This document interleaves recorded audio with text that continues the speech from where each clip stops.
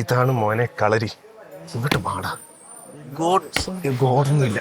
നിക്ക് 2 മാസം സമയം ഉണ്ടല്ലോ, നമുക്ക് സെറ്റാകും കേട്ടാ. എന്ത്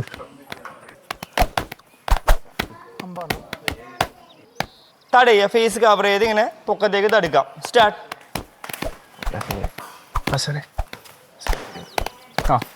2 പിള്ളേരൊന്ന് എവിടെ നിന്നാണ് നിങ്ങളുടെ പേര്?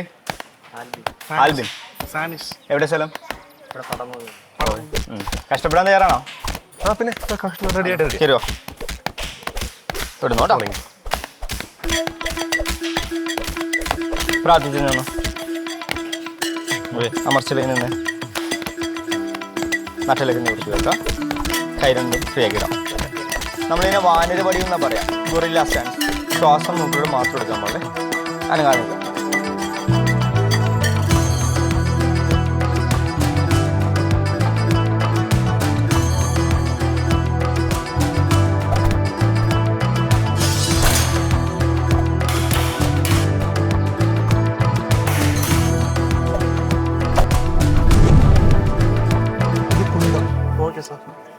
കുത്താന ഓ അല്ലാശന് ഇത് ആരാണ്ട് ഓർഡർ തെറ്റിച്ചാ. പൊക്ക് പൊക്ക് പൊക്ക് പൊക്ക് പൊക്ക് ഞാൻ പറയാതെ പൊക്ക് പൊക്ക് എന്തോടെ ഇങ്ങനെ ഇറക്കാം.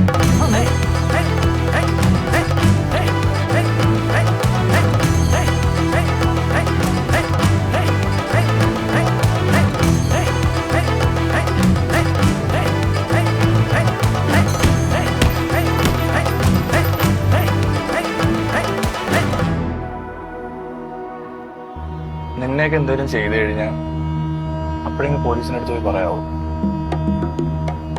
നിന്നെയൊക്കെ നല്ലതിനു വേണ്ടിയല്ലേ ചെയ്യുന്നത്. അപ്പൊ ഇങ്ങനെ പോലീസിനടുത്ത് പറയാൻ കുറവാണോ?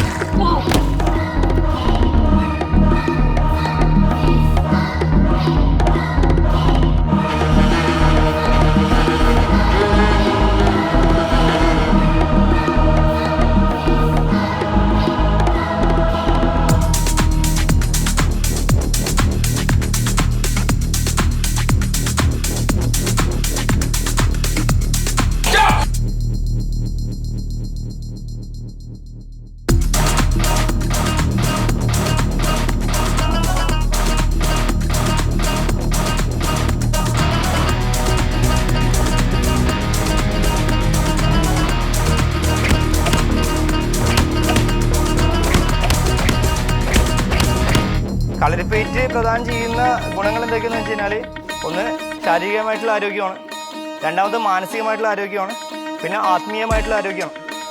അപ്പം ഇതിൽ ഏറ്റവും പ്രധാനമായിട്ട് നമുക്ക് വേണ്ടത് ശാരീരികമായിട്ടുള്ള ആരോഗ്യം ഉണ്ടാകുന്നതിൻ്റെ ഒപ്പം തന്നെ മാനസികമായിട്ടുള്ള ആരോഗ്യം ഉണ്ടാവണം. നമ്മുടെ ശരീരം ആരോഗ്യത്തോടെ നിന്നാൽ മാത്രമേ നമ്മുടെ മനസ്സും സമ്പൂർണ്ണ ആരോഗ്യത്തോടെ ഉണ്ടാവുള്ളൂ. നമ്മൾ വർക്കൗട്ടൊന്നും ചെയ്യുന്നില്ല, നമ്മുടെ എനർജി ഭയങ്കര മോശമായിട്ട് നിൽക്കുന്ന ഒരു അവസ്ഥയിലാണെങ്കിൽ നമ്മുടെ മെൻ്റൽ സ്റ്റേജും അത് തന്നെ ആയിരിക്കും. കളരിപ്പയറ്റ് എന്നുള്ളത് കേവലം ഒരു ശരീരത്തിന് വേർപ്പിക്കാനോ വെറുതെ ഫിറ്റ്നസ്സിനോ വേണ്ടി ചെയ്യുന്ന ഒരു വിദ്യയല്ല. അല്ലെങ്കിൽ നിങ്ങൾക്കിനെ തലകുത്തി മറിയാനോ ബോഡി ഫുള്ള് വളച്ചെടുക്കാനോ ഉള്ള സംഭവം മാത്രമല്ല. ഒരു സമ്പൂർണ്ണ ആയോധന കലയാണ്. നമ്മുടെ നാട്ടിലുണ്ടാകുന്നിട്ടുള്ള, കേരളത്തിൽ ഉടലെടുത്ത വളരെ പ്രാചീനമായിട്ടുള്ള എല്ലാ ആയോധന കലയുടെയും മാതാവ് എന്നറിയപ്പെടുന്ന ഒരു ആയോധന കലയാണ്. അപ്പം അതിൻ്റെ പ്രാധാന്യം മനസ്സിലാക്കിക്കൊണ്ട് തന്നെ നിങ്ങളെല്ലാവരും പരിശീലിക്കുക കേട്ടോ.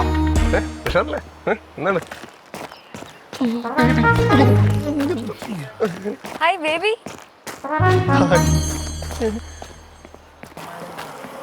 അവരെയൊക്കെ എങ്ങനെ ഉണ്ടായിരുന്നു? ഇവിടെ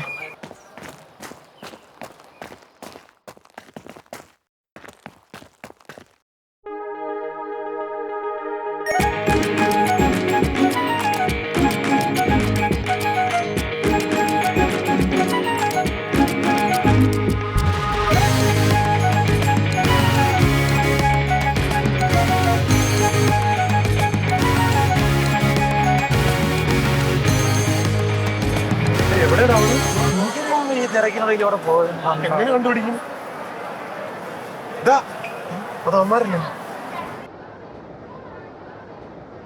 ഇവിടെ ഇങ്ങോട്ട് നോക്കിയൊരു മൊമെന്റാണ്. അതെ, കാണണ്ട. അതെ അതെ. ഈ Let's go.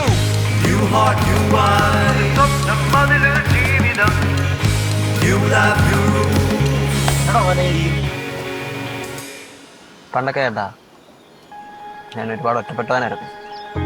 കോളേജിലും സ്കൂളിലും ഹോസ്റ്റലിലൊക്കെ എനിക്കാരും ഇല്ലായിരുന്നു. രാത്രി ഹോസ്റ്റലിൽ കിടക്കുമ്പോൾ ഞാൻ പേടിച്ച് എഴുന്നേക്കാറുണ്ട്. ഇപ്പം എനിക്ക് പക്ഷേ ആരൊക്കെ ഉള്ള പോലെ തോന്നുന്നു. എടാ അവൻ പോയി. ആരൊക്കെയോ ഉള്ള പോലെ തോന്നലല്ല, നിനക്കിപ്പോ എല്ലാരും ഉണ്ടല്ലോ. ബേടാ ചേട്ടൻ, മീഡിയം ചേട്ടൻ, ചോട്ടാ ചേച്ചി. ഇനി നീ എന്തിനാ ഈ പഴയ കാര്യങ്ങളൊക്കെ ആലോചിച്ചിട്ട് അണ്ടേറ്റിരിക്കണേ? അല്ലേ? ചില്ലാകരുത്. ഓക്കെ.